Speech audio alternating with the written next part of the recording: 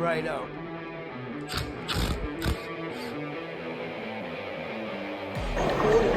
Hurry, hurry, hurry. Step right up. We're going to do a live demonstration for the Zip Seat Extractor Symmons seat removal system. Come on over.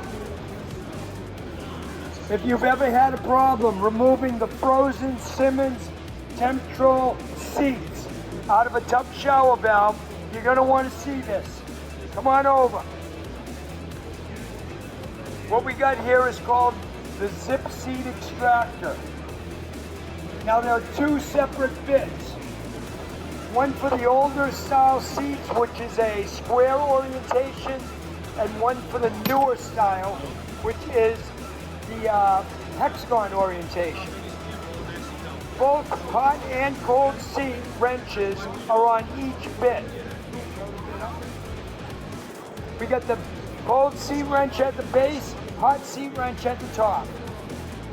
First thing we want to do is take our bit by hand, put it inside the cavity, and try to figure out exactly which bit fits there.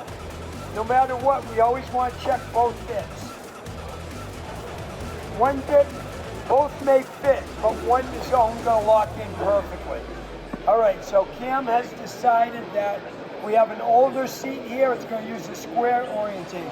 While the bit is inside the valve, just like that, we're going to put our handy dandy impact gun in, put it on reverse, and power it out. And there it comes right there.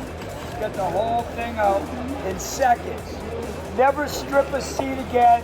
Now, without further ado, we're going to see if the back seat is also this old square orientation.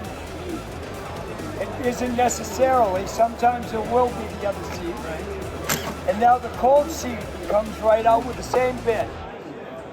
Anybody want to race us with this one? Somebody want to race us with this tool right here?